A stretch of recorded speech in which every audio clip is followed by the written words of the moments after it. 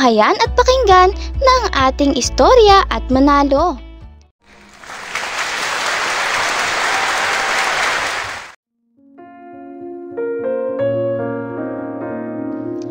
Sunod-sunod na tunog ng tambutso ang naririnig ng ginang na si Yoyi mula sa kanilang labas.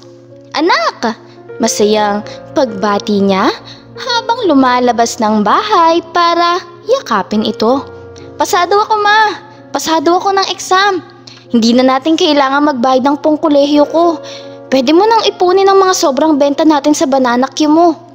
Masayang sambit ni Donna habang nakayakap sa kanyang ina.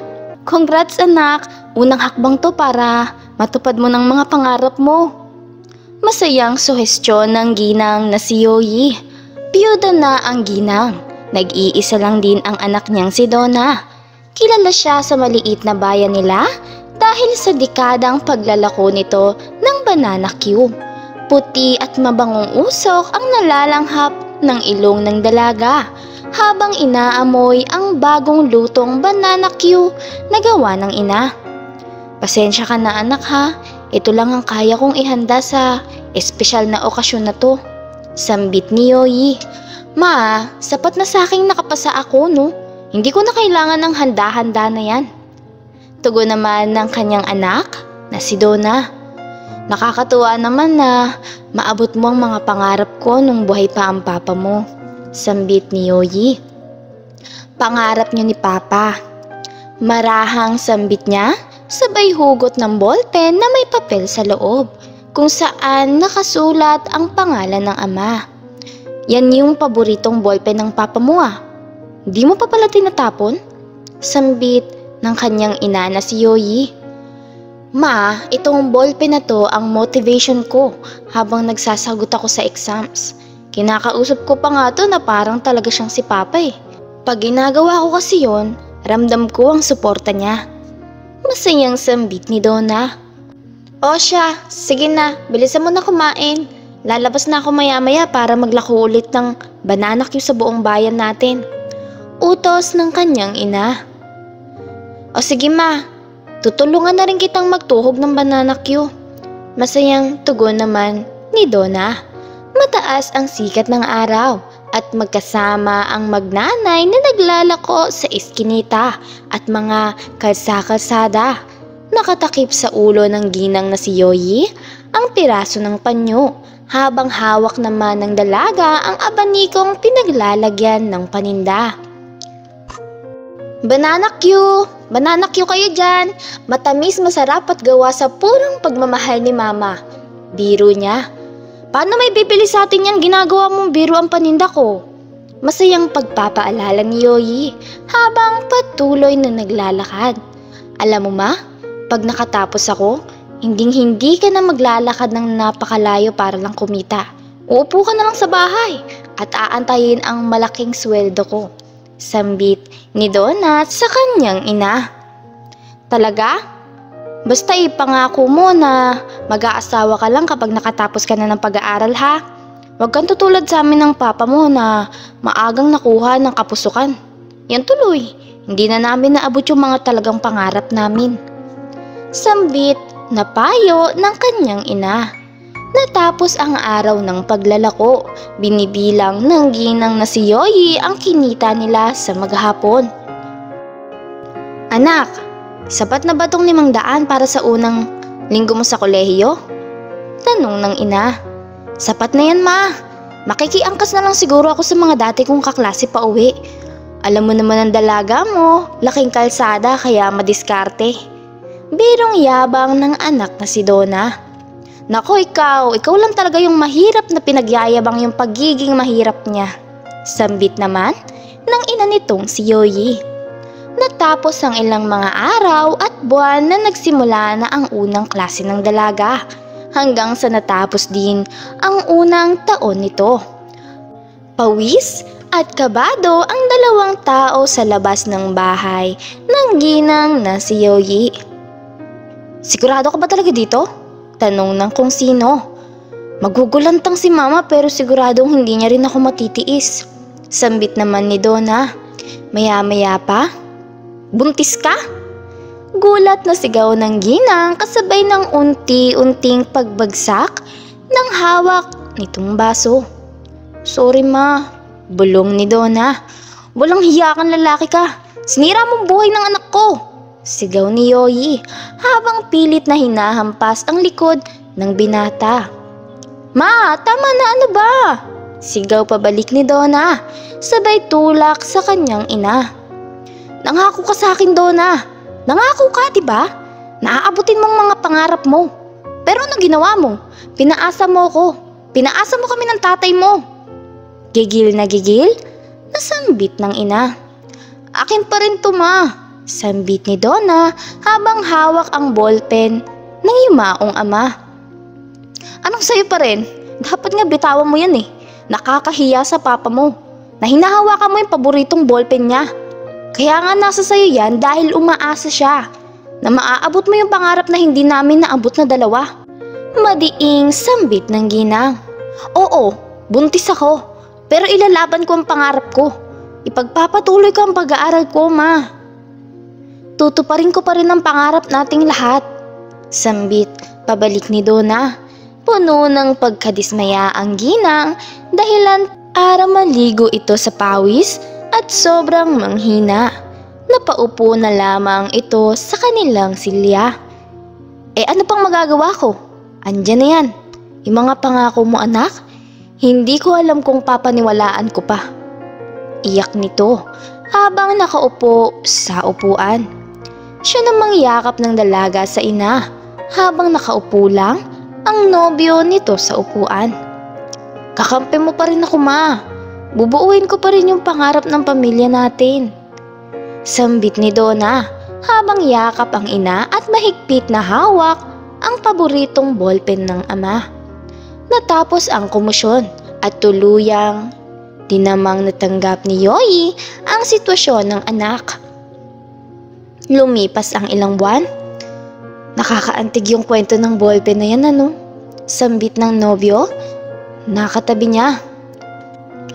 "Oo, pero hindi pa yun yung buong kwento ng ballpen na to," tugon ni Donna. "Tutal, halos asawa na rin naman kita.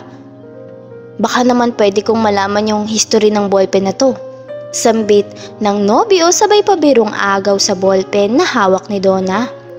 Malalim na buntong hininga. Nung nagkasakit yung mga magulang ni mama, wala daw gamot yung mga sakit nila. Kaya palagi na lang siyang nasa ospital. Hindi nakapag-aral si mama. Hindi talaga dahil sa kapusukan katulad nating dalawa. Yung sweldo niya kasi sa trabaho, laging napupunta sa ospital para sa mga magulang niya. Kaya huminto na lang siya. Si papa naman, patuloy siyang nag-aaral. 1 taon na lang, gagraduate na sana siya. Gumimik kasama ng barkada. Nagmotor siya ng lasing tapos nahulog yung motor niya sa tulay. Yun yung kinamatay ni Papa. Kaya importante yung ballpen na to. Si Mama yung nagsulat ng buong pangalan ni Papa sa loob niyan nung hindi pa sila magkasintahan dahil mahal na mahal niya si Papa. Itong ballpen na to, lagi yung ginagamit niya. Pagpapaliwanag naman ni Donna. Paggaling talaga sa pag-ibig ang isang bagay, hindi talaga nauubusan, no? Tanong ng kanyang nobyo. Nauubusan ng ano? Tanong naman, pabalik ni Donna. Ng tinta. Sagot na biro ng nobyo na siyang tawa naman ni Donna. Natapos ang halos gabi ng klase ng dalawa nang makauwi si Donna na hinatid naman ng nobyo niya. Nadatnan nilang kumakain ang inang si Yoyi. Ma, bakit toyo yung ulam mo? Tanong ni Donna. Nag-iipon ako ng mga gagamitin sa pagpapaanak sa'yo. Di rin ako papayag na dito ka sa bahay mga anak. Malamig na tugon ng kanyang ina. Biglang nalaglag ang ballpen sa bulsa ng dalaga. Tignan mo ma oh, kahit si Papa ayaw kanyang nakikitang nahihirapan na ganito. Biro ni Donna sabay pulot sa kanyang ballpen. Ayoko rin naman maranasan to eh. Ang mag-ulam ng toyo. Kaya nga araw-araw ako nagsisipag maglako para hindi natin maranasan to. Kaya lang, putol na sambit niya. Kaya ano ma? Kaya lang nabuntis ako ng maaga? 2 buwan mo na kaming pinaparinggan ng nobyo ko. Bakit hindi mo na lang diretsuhin kung ano talagang problema? Sambit naman ni Donna sa kanyang ina. Kaya lang maaga ka nabuntis. Yan, gusto mong marinig di ba? Gigil na sambit ni Yoyi. 23 na ako. Hindi ito maaga. Pinagpapatuloy ko naman yung pag-aaral ko ah. Hindi ko naman sinabi na bilhin mo lahat yan. Sawang-sawa na ako. Simula nung nabuntis ako, unti-unti ka nang nalamig ma. Iba na yung pagtrato mo sa akin. Sambit ng kanyang anak na si Donna. Kaya mo nasasabi yan dahil mas marami ka ng oras sa nobyo mo kaysa sa akin, Donna. Tapos na nga akong umasa na makabawi ka sa paghihirap ko sa'yo eh. Sambit ng ginang. Babawi ako. Pinangako ko naman yan eh. Tugon naman ni Donna sa kanyang ina. Pinangako mo rin na hindi ka mag-aasawa kaagad, di ba? Tugong pabalik ng ina.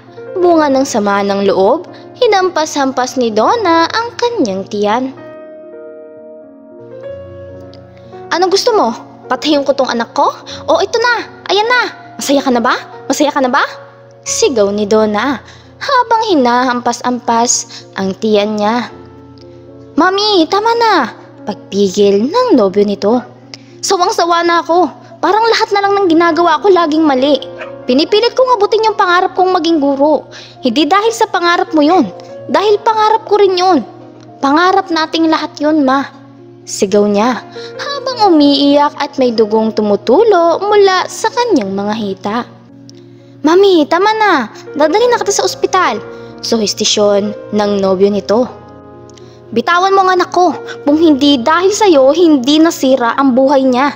Sambit ni Yoyi na punong-puno ng emosyon dahilan para aksidente niyang matulak ang binata sa pinto. Nauntog ang ulo nito sa pako at nawalan ng malay. Daddy! Sigaw ni Donna. Nakahawak sa bibig ang ginang. Gulat na gulat sa hindi sinasadyang magawa sa nobyo ng anak. Habang si Donna naman ay tumakbo kahit maraming dugo ang tumutulo mula sa palda nito. Tulala lang ang ginang habang nakaupo sa harap ng nakahandusay na binata habang hawak ang 2 pisngi nito at humihingi ng tawad. Sabay-sabay na malakas na sigawan ang narinig ni Yoyi mula sa kalsada. Yung babae! Kuya, bilis yung babae pumailalim sa truck! Malakas na sigaw ng bata mula sa kalsada. Nanayo ang balahibo ng ginang. Kahit na paulit-ulit na nadarapa, patuloy pa rin itong tumatakbo papunta ng kalsada. Nanginig na lang ang buong kalamnan ni Yoyi. Huminto ang mundo at oras para sa kanya. Basag ang ulo ni Donna. Bunga ng pagkaipit sa gulong ng truck. Hiwalay din ang braso nito sa kanyang katawan dahil pumasok ito sa butas ng gulong at nahila. Anak, hindi. Bulong niya sa sarili, kasunod ng pagdilim ng paligid. Dumilat ang mga mata ni Yoyi sa ospital. Agad na tumayo ang ginang at hinanap ang kanyang anak. Dok, asan ang anak ko si Donna? Sabihin niyo sa aking buhay pa siya. Sambit ng ginang na nagmamakaawa sa doktor. Malalim na buntong hininga ang tugon ng doktor. Ma'am, sabi po ng nagsugod sa inyong 3 dito sa ospital na nasaksihan mo po ang lahat ng nangyari. Ikaw rin po ang makakasagot kung asan na talaga ang anak mo ngayon. Tugon ng doktor sa kanya. Nang hina at napaupo ang ginang, dahan-dahan itong tumungo sa kwarto ng mga patay na. Natanaw niya dito ang nobyo ng anak na nakaupo. Umupo siya sa tabi ng binata pero walang imikan na naganap. Inabot lang ng binata ang uniforme na suot ng anak na ibinigay ng taga-morgue. 2 araw ang lumipas at nagsimula ang libing. Bit-bit ni Yoyi ang tinapay patungong mga lamesa. Nang makabalik sa kusina, Pinagmasdan nito ang nakatuping uniforme ng anak. Nang subukan niya itong kunin, nalaglag sa bulsa nito ang paboritong ballpen ng yumao din niyang asawa. Unti-unting pinulot ito ng ginang. Alaala niyo ng dalawa ang nakaukit sa bawat tinta ng ballpen na tumahal. Sana'y mapatawad mo kung ako ang dahilan para walang makaabot sa mga pangarap natin. Maging masaya sana kayo ni Donna dyan sa itaas. Bulong niya sa kanyang sarili habang umiiyak. Lumipas ang 1 taon, bumalik sa paglalako ng Banana Q ang ginang na si Yoyi. Bit-bit ang listahan ng mga may utang sa kanya, kasama ang paboritong ballpen niya. Napahinto ang ginang na makita ang enrollment poster ng isang universidad. Nakatala kasi dito na nakapasa sa exam ay libre na ang pag-aaral. Napatingin ang ginang sa paboritong ballpen niya. Isang pikit kasunod ng pagdilat. Malamig na tulo ng pawis. Simula na upang ipagpatuloy ang pangarap na hindi naabot ng mga mahal niya sa buhay.